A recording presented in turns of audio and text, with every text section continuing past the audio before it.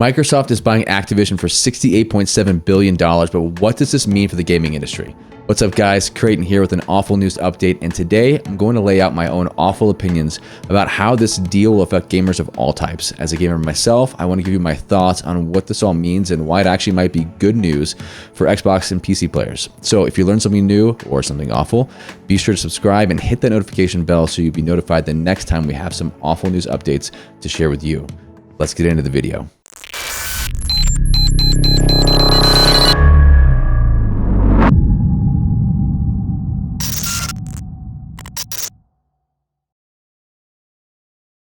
Yes, you heard me right in the intro. Microsoft is buying Activision for a massive all-cash deal for $68.7 billion. In a conference call this morning, Microsoft CEO said, "Together with Activision Blizzard, we have an incredible opportunity to invest and innovate to create the best content, community, and cloud for gamers.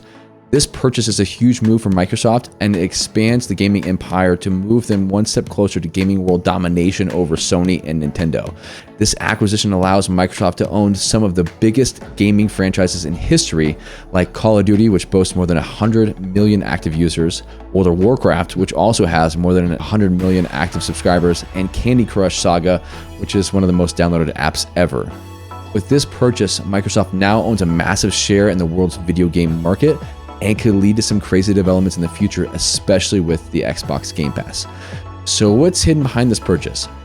Well, I think Microsoft's move to buy Activision is strategic genius for a number of reasons. Owning Call of Duty and Warzone means they have a significant foot in the Battle Royale space. If Halo Infinite drops a Battle Royale as well, Microsoft will own two of the biggest BRs in the space at one time. Now throw in World of Warcraft numbers and you're really setting the stage for their xCloud and Game Pass services. Sony's been dominating the console market for years with the PlayStation, and Nintendo's been doing pretty well with the Nintendo Switch, but Microsoft Xbox has been slowly taking a different route over the last few generations. Little by little, Microsoft has been gearing Xbox more towards a central console for your family to use and less towards a dedicated gaming console. This makes a lot of sense if you start thinking about how this plays into the xCloud and especially their Game Pass. In case you don't know, or you live under a rock because you're a troll, you probably know that the Xbox Game Pass is a subscription service that lets gamers have access to a library of games for a monthly fee. Think Netflix, but for video games.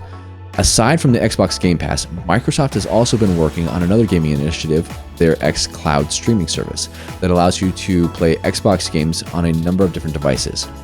With the acquisition of Activision, Microsoft now has some of the biggest gaming franchises in history, which it can use to bring gamers into subscribing to its Xbox Game Pass service and xCloud streaming service. This can also be great news for Xbox gamers because it might lead to more exclusives and even better content from Microsoft, which is great. Or maybe they'll just get everyone pumped up about it and then dump it like they did with Mixer. Who really knows? I have no idea. Sony and Nintendo are probably not too happy about this news either. As I've already said, Microsoft now has some of the most popular gaming franchises in the world under its belt, and they might try to use that to take gamers away from other consoles. I can only guess that this would mean that Sony and Nintendo will have to work even harder to stay ahead of Microsoft in the gaming market, if that's even possible. Look for more deals and exclusives coming from them for sure in the future. Look, at the end of the day, Microsoft's move to buy Activision is most likely an attempt to move them closer to the numbers of subscribers and big titles that they really need to grow their future streaming services. It gives them a big foothold, and it'll make for some very interesting shakeups in the future.